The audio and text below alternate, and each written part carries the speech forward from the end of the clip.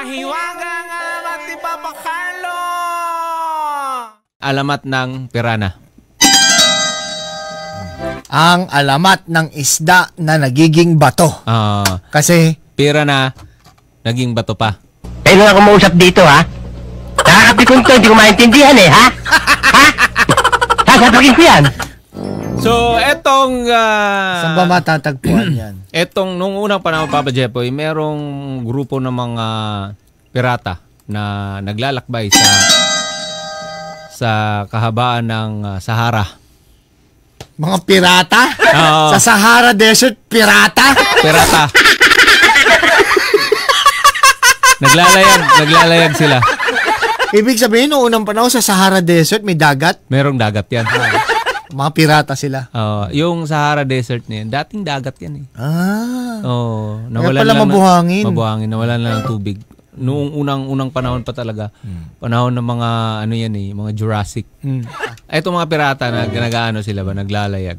Anong treasure yan? Ha? Anong treasure? Mga ano yan, mga tawag nito. Yamashita? Mas nauna pa doon. Mas nauna pa doon. Sino nagbanta sa kanila?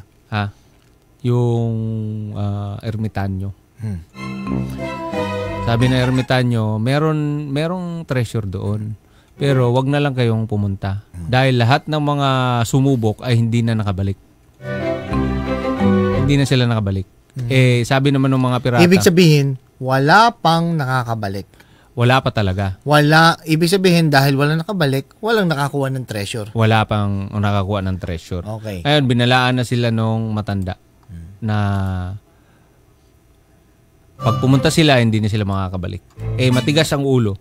Ang sabi naman nitong mga pirata, kasi ito lang daw yung paraan para umunlad yung bayan nila. Kumbaga, pakahiro sila nagpapakahiro. Yan yung hinahanap nila. Kukunin nila yung treasure at ipamahagi nila dun sa mga kababayan nila. Ngayon, naglalayag. Ngayon, parang meron na silang dun sa kalagitnaan ng, kumbaga, ocean.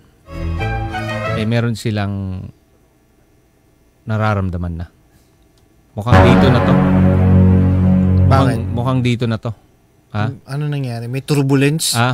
May turbulence dun sa... Sigurado ko na sa dagat sila? Bakit sa dagat may turbulence? Sigurado ka turbulence yan? Parang sa aeroplano yun Ngayon, itong mga pirata na ito, inihanda na nila yung mga sandata nila. Yung mga matutulis nilang Ibig sabihin, mga espada nila. Nasa panganib na. Nasa panganib sila. Kasi nararamdaman nila medyo maalon. Tapos may mga malalaking isda. Ni-ready na nila ang kanilang... Malalaking isda? Anong isda yung malalaki na yan? Ha? Anong isda malaki? Burot. Burot. Danggit. Ngayon, chinek nila yung mga espada nila, Papa Jepoy, mapurol. So, hinasa nila, Papa Jepoy. Hinasa nila. Kumbaga, pinatulis talaga nila itong mga espada nila. At meron na silang naaninag. Sa sobrang linaw ng tubig, Papa Jepoy, parang meron silang nakitang, Papa Jepoy, mga kumikinang-kinang sa ilalim ng dagat. Mga kawal, ihanda na mga sandata! Ibig sabihin, yan yung isa sa mga clue ng treasure. Nasa panganib na sila. At ni-ready na nila ang kanilang mga matutulis na mga espada, Papa Jepoy, yung mga panangga nila. Kumbaga, eto na yun. Bago nila makuha yung treasure ay talagang sasagupa mo na sila. So, inasa na, matulis na. Ngayon, may mga malalaki ng mga, may mga malalaki ng alon. Nito. Alon at hindi lang. Talagang nandun na yung mga malalaki, Papa Jepoy.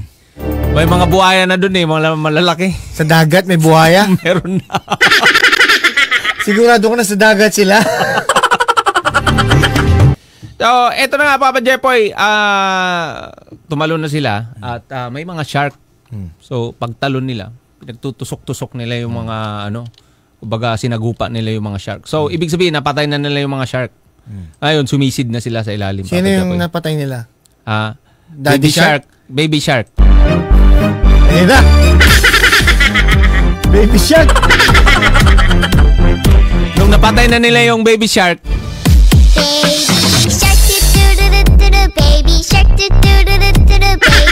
napatay nila yung Baby Shark, nandun pa yung Mommy Shark. Mommy Shark pa. Tapos? Nung napatay nila yung Mommy Shark, meron pang Daddy Shark. Meron pang Grandpa. Anyway, napatay nila lahat. So, sumisid na sila pa ilalim. Doon sa ilalim ng dagat, may mga kuweba pa pala. Nung napunta sila doon sa kuweba, Papa Jepoy, medyo naaninag na nila yung mga treasure. Ang problema, merong humarap sa kanila. May bantay pala. May bantay sa kayamanan, Papa Jepoy. May bantay? Oo. Doon sa kuweba? Oo. May dalang stick? Ha? Tinitignan yung bag.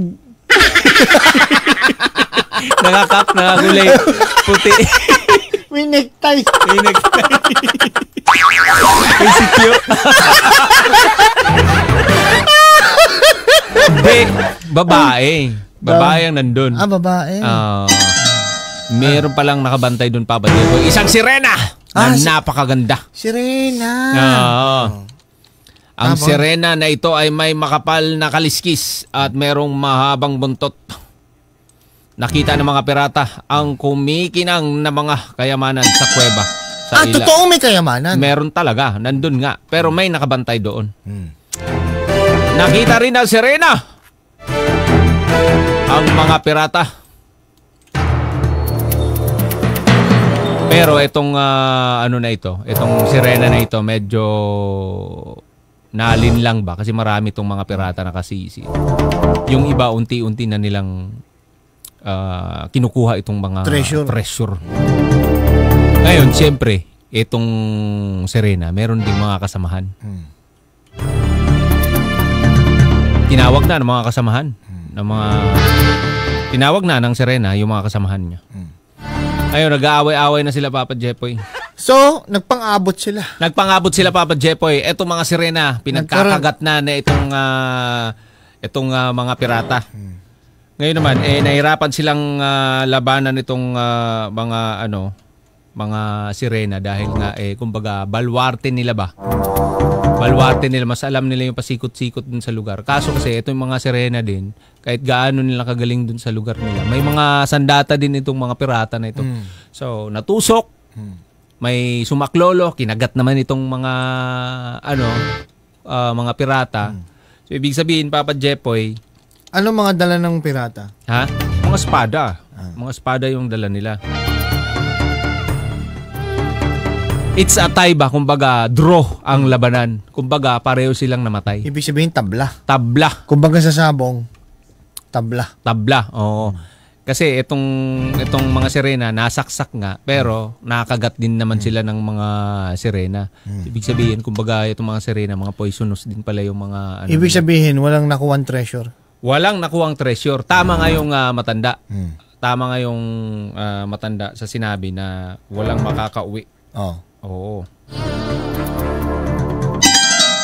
It's a tie. So lumutang itong mga sirena at mga pirata.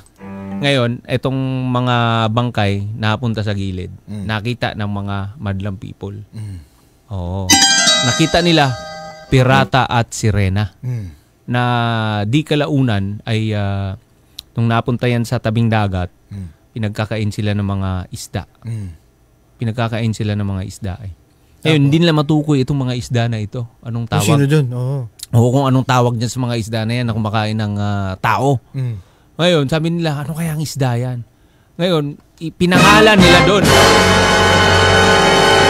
Ipinangalan nila doon sa pangyayari ba dahil pirata at saka mga sirena. Ay inilahan tulad nila doon sa sa yung mga isda. Ano yung tsura ng isda? Yung mga isda. Ito muna. Tinawag nila itong isda na pirana. Ha? Pirana dahil nga pirana, yung pirata, yung pirata at saka sirena. Naglalaban-laban, nandun sila Kaya tinawag siya Pira.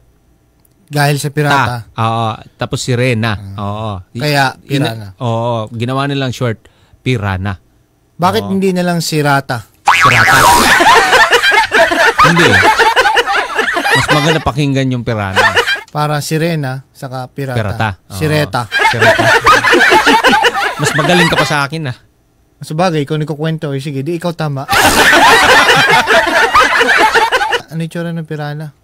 Na nakita nila doon sa dagat na kumakain ng laman ng tao. Oo, ayan. Pirana. Naging bato pa. Pirana. 1,000 yan. Yan ang isda na nagiging bato. Naging bato. Pirana. Pirana. Naging bato pa. Ayun, 3 isda, oh. Pirana yan, ha? 1,000 yan. Pirana. Pirana naging bato pa.